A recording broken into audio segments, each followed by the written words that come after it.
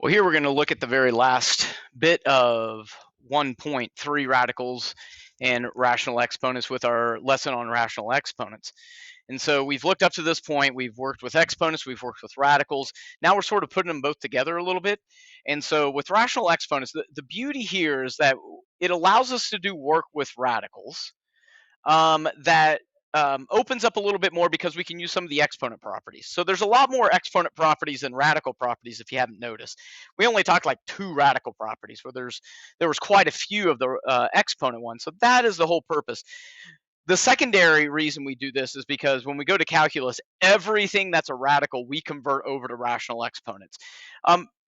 Partly because it makes our lives a lot easier when we do certain things in calculus. So this idea of being able to rewrite a radical as an exponent is going to be really important for you. So just a little review of some things that's way back in the day, but there's a relationship between radicals and exponents. We mentioned that early on, and that those are inverses of each other. Now, the whole point of that, if they're inverses of each other, is that they undo each other. But they also, I want to see a connection here. So radicals and exponents are inverses. Okay, now let's go way back to like grade school. What's the multiplicative inverse of 2?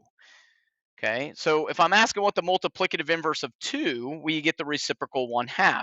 If I do the same thing for 3, we get 1/3. If I do the same thing for 2/3, I get 3/2.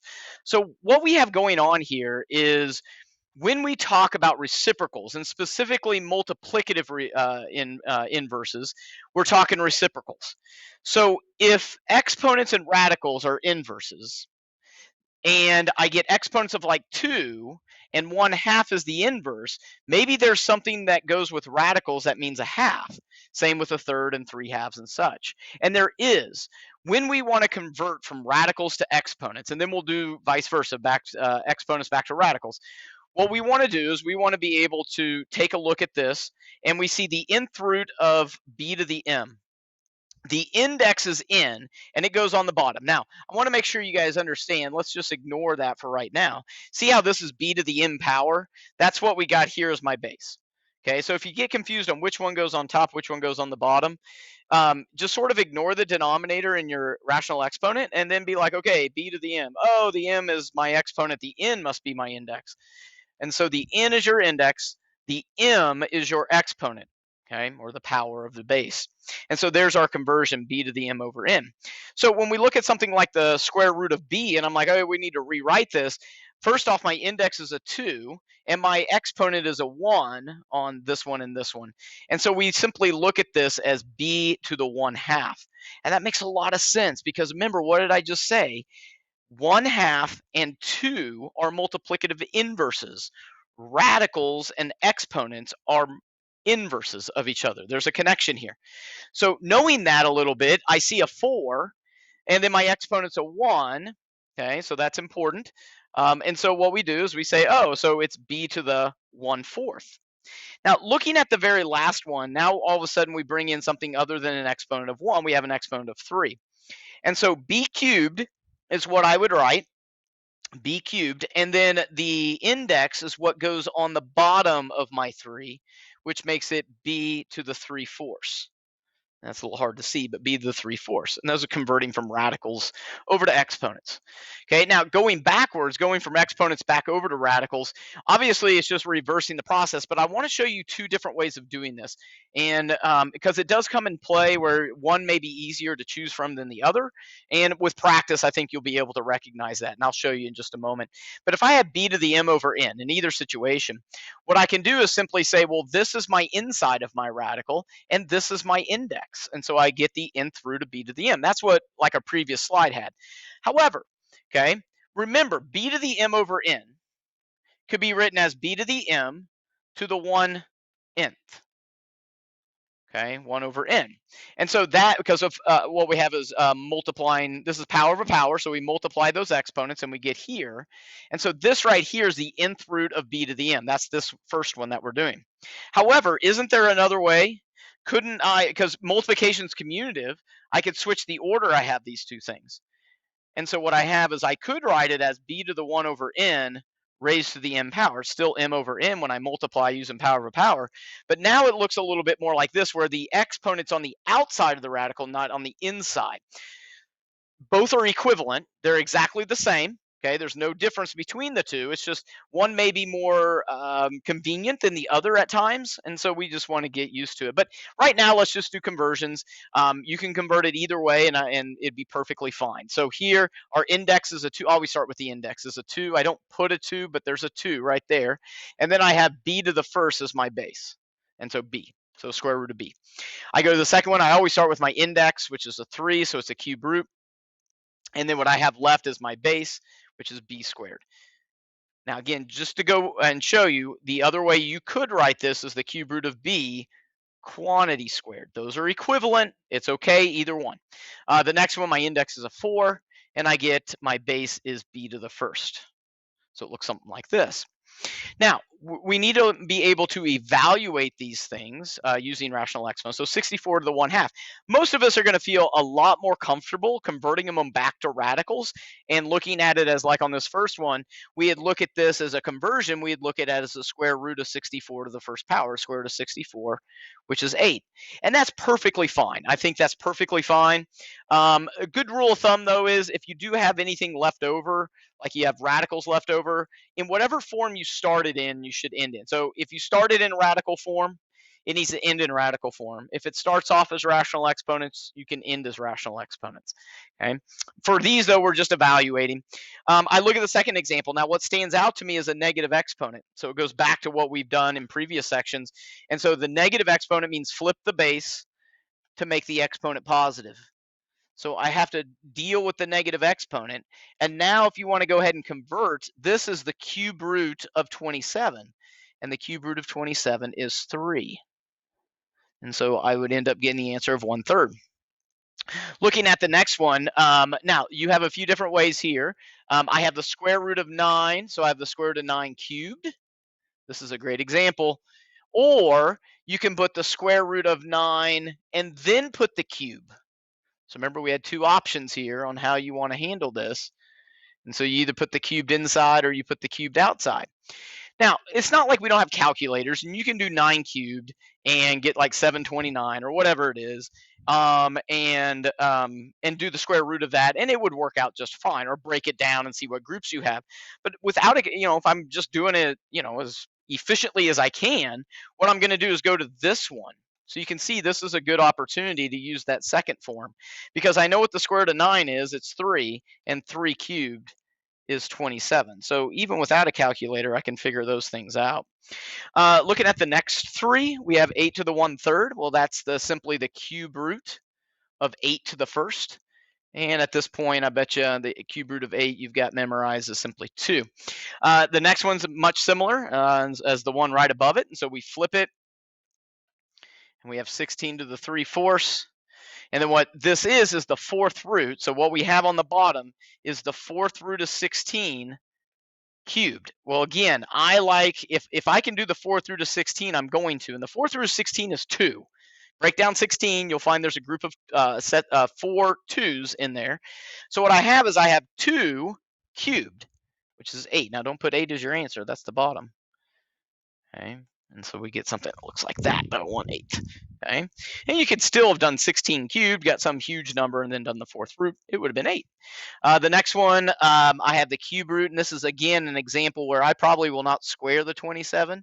I'm going to do the cube root of 27, and then whatever I get for that, I'm going to square. And so the cube root of 27, if you break that down, you get 3, and then 3 squared is a simple 9. And there we go, is evaluations. Okay, let's keep rolling. Now we throw in some variables, and we're more simplifying than evaluating at this point. And when you get these problems, don't look at them as radicals. Now, they all are, but we want to treat them just like we would with our exponents. So all of our exponent properties come back into play. So that's why it's really important for you to get comfortable and proficient and confident in those. So if we look at the first one here, just like if the variable, the exponent was an integer of some sort, I see that I'm multiplying. So I'm going to sort of in my head reorder this. So 5 times 7 is 35. So commutative property lets me do that. Then I notice that I have common bases. And when you multiply common bases, you add exponents. Base stays the same. So it'll look something like this. Now, I want you to look at this. Now, the only difference between this and when we did integers is we can add whole numbers really quickly. In fractions, we sometimes have to do a little bit of work to be able to do it. So we get 35x to the 5/4, and we're done. Starts off in exponent form, it ends in exponent form, so you don't need to convert it to a radical. This one right here, we got 2 times 5, which is 10. Bases are the same, so I can multiply. You add the bases. This one actually works out really nice. You get 12 over 3, which is 4. Okay. Looking at the very bottom one here, this is power of a product, so I'm going to share this to all of these. And so I'm going to have that one, and this one. And when I share it, I'm multiplying the exponents. Now, 27 has an exponent of 1, so it'll look like this. So I share it. Now, sorry, I was going to do y, and I need to do x. So if we share with x, 6 times 1/3 is 2. And so I multiply, and that's called power of a power. Power of a product shares it. Power of a power multiplies them. And we get y. So the only thing I need to consider is really the 27 to 1/3, which is the cube root of 27. And that is 3. And so you can see as you get good at these, they go pretty quickly. Looking at the last two, then we'll be about wrapped up. Always start with like the coefficients. 32 over 16 is 2. And then when you have common bases that you're subtracting, now normally we say like, where do I have more of them at, top or bottom? How many more? And I mark them out. It's a little harder with fractions. So you definitely want to know your property. So it's the top minus the bottom. So base doesn't change. The resulting base is in the numerator. These become 12. So we got to get common denominators or a common multiple. Whatever you do the bottom, you got to do the top. And then everything should work out pretty nicely, hopefully. 20 minus 9 is 11. And then we got 12. So we got 2x to the 11/12 is the new exponent. The last one down here, we have power of a product first. So I'm going to share. That takes me to power of a power. So remember, it's 2 to the 4th, not 2 times 4. The exponent of 2 is a 1. I'm multiplying that. So 2 to the 4th ends up being 16. And then when I share it to the 1/3, I get 4/3. So some review here. That's why I'm going a little quicker. And then x to the 1/9. So when I'm dividing powers, I need common denominators. So I get 12, and then the 16 stays. The base is next to it, and then 12 minus 1 is 11/9, and we're good. Okay, last thing we'll look at is reducing the index down. And so here, one of the 4, remember there's one of 4 things that have to be done for a radical to be simplified. All the groups have to be taken out, no fractions inside of a radical, no radical in the denominator, and the index needs to be as small as possible. So what I'll do is I'll show you the sort of the mathematical way of doing it, and then I'll show you sort of more of like what the students like to do, and it works. There's nothing wrong with it. It's just maybe not your more formal, purist way of doing it. So what we want to do, the purest way, is to convert this to a rational exponent. So you get x to the 3/9 because 3 is my power, 9 is my index. And so you can go ahead and reduce your 3/9 to 1/3, and you got x to the 1/3 at this point. Now, notice that we started off as a radical, so we need to end as a radical. So once I get here, I don't want to leave it like that. I need to go back and do my conversion, which is the cube root of x to the 1st. And so it's just the cube root of x. That looks like a backwards e, doesn't it? Let's try that 3 again. Okay, and so cube root of x. Look at the next one. Okay, so how do you do this a little quicker? Well, treat it almost like a fraction. Your exponents and your index is like your numerator and denominator, because isn't that what it is right here? So what we can do is just reduce it where we're at and just say, let's divide out a 3. And as long as it's in every exponent, we're good. So like here, we have an 8, a 4, and a 6. And it's like, what's a common factor of 8, 4, and 6? 2. So I can divide everything by 2, and that would be my answer. So I get the 4th root of x squared y cubed.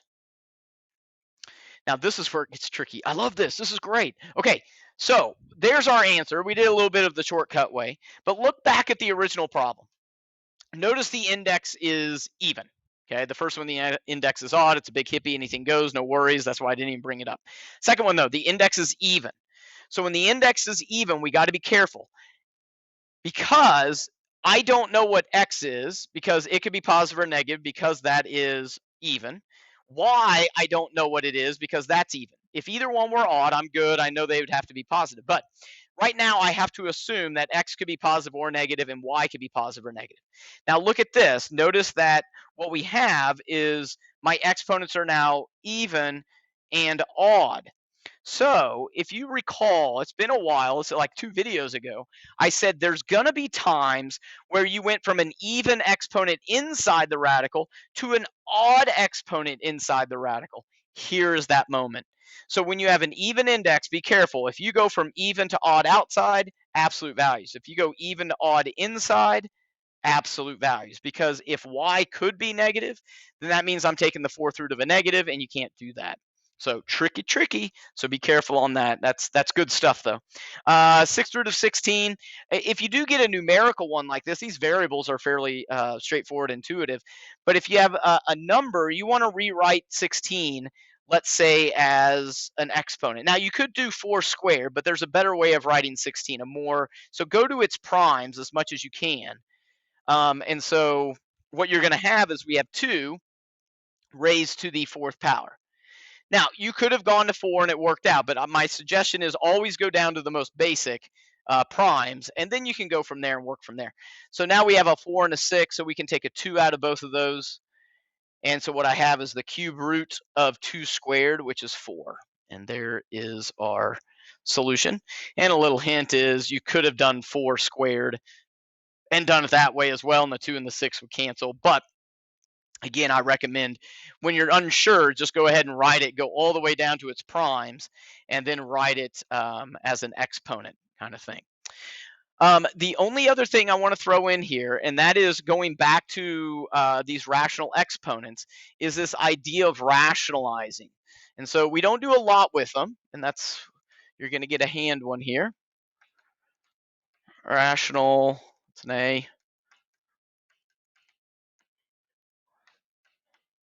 So we're going to rationalize the denominator with rational exponents. Now remember, rational exponents are simply they're radicals. So it's no different than having a radical. Okay, so what we got to do is look at this and sort of see. So I'm just going to give you an idea. So remember, there's 2 different ways of doing it: a single term and a 2 term. No different than what we did with the radicals. I think these are maybe a little easier once you get the hang of them. Early on, they're a little tough, but once you get the hang of them, I think they're a little easier even than the radical ones. So let's say we had something like 2 over x to the 1/4. Okay. Well, obviously we have a radical in denominator because if you rewrote this is the 4th root of x. So you could rewrite it and do it the way we did earlier. However, this may make more sense. What we want to do is, remember, we need to make a full group. I don't want a fraction as an exponent. I want a whole number. So I say, okay, what would I multiply? What am I missing? If I have a quarter of something, how much more do I need to make a whole value, a whole number?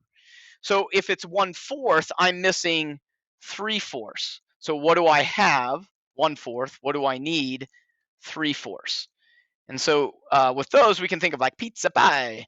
And so we can figure out what we're missing. Now here, when you multiply powers, you add exponents. And so you get 1/4 plus 3/4, which is 1 whole x. We rationalized. Even if the variable is something like 5/3, some weird thing like that. So if the exponent is 5/3, and we're like, what do we multiply by? You need to ask yourself, 5 over 3, what's the next whole number? Well, 5/3 is 1 2/3. So we're missing 1/3 more to make it a full 2. So we would multiply in by that missing 1/3. So it's, what do I have? 5/3. What do I need to make this whole? 1/3. So that's a single term. Now, when we talk about a 2 term, again, don't overthink this. What you have is something like 1 plus x to the 1/2. There's a radical in the denominator, but it's 2 term. So this is a no-brainer. You're going to use the conjugate every time. And then when you use the conjugate, if you're only the conjugate part, you can FLA. Anything else you'd have to FOIL or distribute. So we're going to use the conjugate of the denominator here. So it looks like this. And then we have 1 minus x to the 1/2. Boom. And then now we can go ahead and, again, I don't like distributing just yet, so I'm going to leave it like this. On the bottom, I'm going to FLA. So 1 times 1 is 1. And then negative times a positive is negative, and x 1/2. 1/2 plus 1/2 is 1 whole.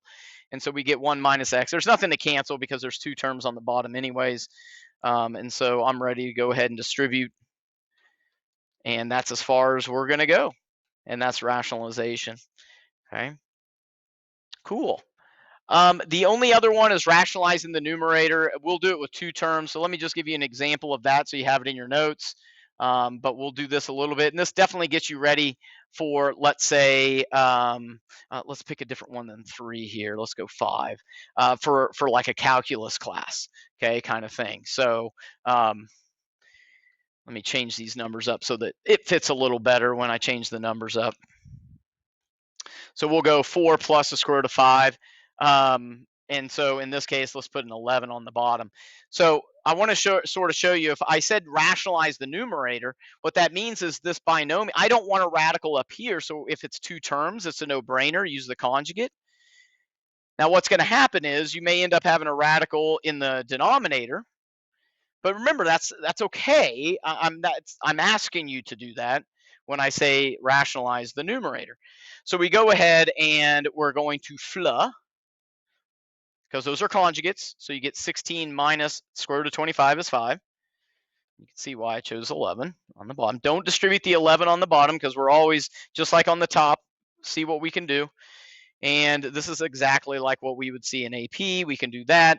Now don't forget there's a 1 on top now, and you have 4 minus the square root of 5 on the bottom, and there you rationalize the numerator. Okay, so it looks weird to you because you guys are so used to rationalizing denominator, but once in a while you can rationalize numerators, and that helps you simplify some things. So I want to get you used to that.